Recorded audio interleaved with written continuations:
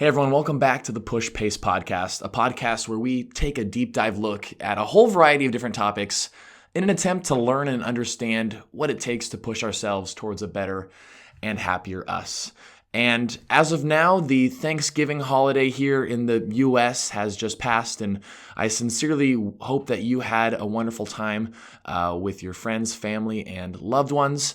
And for this week's podcast, I want to have a talk about how we can finish off 2019 strong, because it's a very, very typical situation where, Thanksgiving and, November, December come around and life gets extra busy as we plan our lives around holidays. And for a lot of us, that means we just fall off track completely. No matter how good we were for like the first 10 months of the year, November, December roll around and all of a sudden we stop exercising, we stop being careful about, our nutritional choices, things like that. And then we just say, I'll start over in 2020. And so today I want to talk about three strategies that I sincerely think you need to have to finish 2019 strong. Now, for those of you that know me and know what I like to talk about, I'm not going to give you just the normal, make sure you plan to sleep, and make sure you plan your meals, and make sure you schedule time to work out. Like, okay, we all know that. We all know the things that we're supposed to do. But what about like the real mindset strategies that are going to keep you in the game, fighting for the rest of the year, and essentially set yourself up ahead of the game as we attack our 2020 goals? So the first sort of tip that I have, or mindset thing to think about, is we need to forget about, and again, this is for the next 4 weeks because the year's almost over. We need to forget about whatever shortcomings have happened so far this year. As we come to the end of 2019, we might be taking time to reflect and think, man, this year was, it could be whatever. It could have been a great year. It could have been a crap year. But as humans, we tend to think about the negatives a lot. And it's a time of where we kind of bring up like, man, I was not good this year. Back in June, July, I was just blah, blah, blah, negative self-talk. And when we talk about, or we really focus on the negative aspects or the shortcomings that we've had, it makes us less likely to pursue our positive goals for the rest of the year. That's what, again, gives us that mindset of, I'll just wait for 2020 to start. When in reality, like 4 weeks is a lot of time to get things done. And so I encourage you sincerely to not bug yourself or not beat yourself up about whatever shortcomings you had this year. Because in the end, we can reflect on the past, and the best we can do, the best case scenario, is learn from everything. Learn from the good things, learn from the bad things, and move on and try again. Because as of now, the technology's not there. We can't go back and change what happened in the past.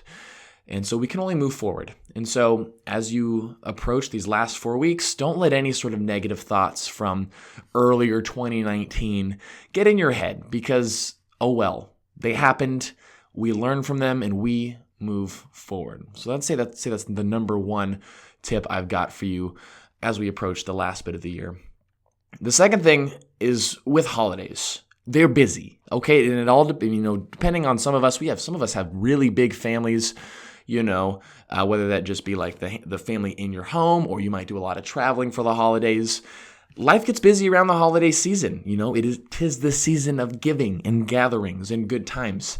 And so while life might be really busy during these times, we have to plan around that. And we have to accept the fact that there are going to be some days where you're not going to have time to maybe go to the workout that you want to go to, or plan the meals the way you'd want them to plan out, because you're traveling and it's holiday season. You could get stuck at the airport.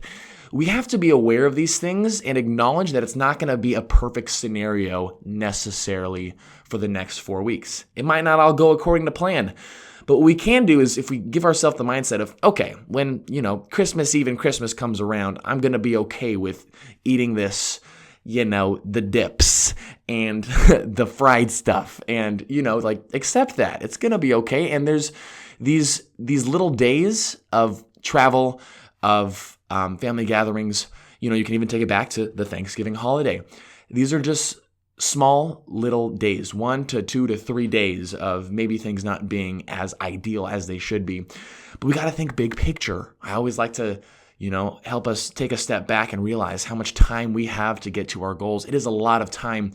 And even in the span of 4 weeks, like just take that chunk of time, 2 to 4 days of family stuff, holiday stuff, of maybe not so good eating, of just kind of sitting around, chatting with family and stuff. Like, if we can anticipate that happening and be okay with that, we can make the rest of the 3 weeks and 2 days extra good. We can plan for that and really give us the energy and the focus to know that if we can really be on top of it during the time that we have before the holidays really kick in, then we're going to feel a lot, quote unquote, better about ourselves when those times do come.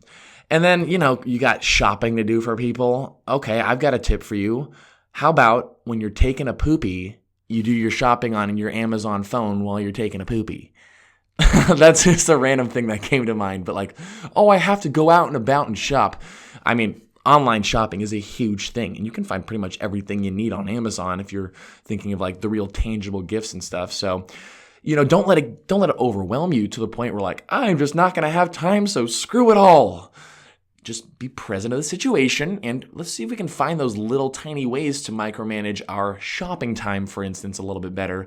And again, planning our time where we're not going to be with family, where we do have sort of our regular schedule, even though things might be hectic, to really nail down our goals and stay on track towards whatever those fitness or life goals might be for you. And then going on to the third point, I want you to realize how much you can really achieve in 4 weeks. 4 weeks might not seem like a lot of time, but that's 1/12 of the year. It's an entire month, and you can get a lot done in 4 weeks. And we're not just talking fitness-related stuff. You might have ambitions with maybe a little side business or a little personal thing that you've been putting together.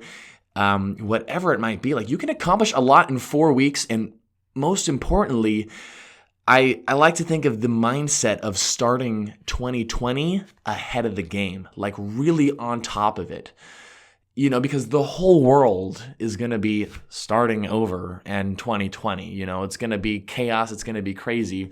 And as idealistic as that sounds to have a fresh slate for 2020, it doesn't need to be that way. Time and months and days, it's all a construction anyway, right? You don't have to start on January 1st.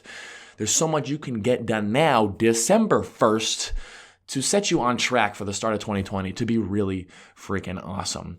So it's not a time to just say, screw it, even though that'd be easier, huh? That'd be really easy. God, it would be easy to just say, forget it. I'm just going to do whatever.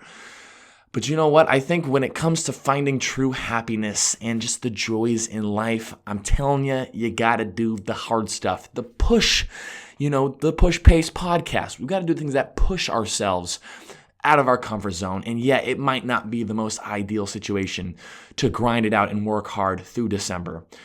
But maybe I get hyped with that underdog mindset of knowing that a lot of people are going to be taking time off. This is your shot. This is your chance to get ahead, and it's there for you to take. All it takes is a little bit extra effort on your part and a mindset of knowing that 4 weeks is a lot of time to make a lot of progress, that we can just forget whatever shortcomings we have in our minds about ourselves, because every day the sun comes up and we just get to try life again every time.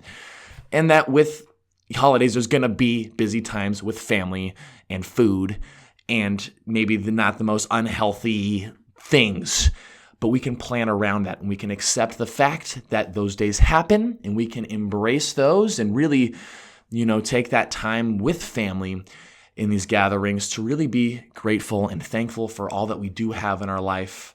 And we can set ourselves up for some truly ambitious and awesome goals for 2020.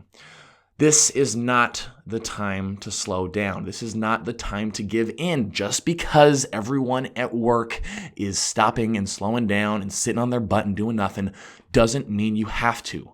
All right? We need to stop playing into society's expectations of us and start rising above, training tall above it. Yeah? Anyway, that's all I have to say for today. It's easy to get into the mindset of taking December off, but I highly encourage you to do what you need to do to keep yourself on track. Don't let any shortcomings of yourself, any thoughts about yourself get you down.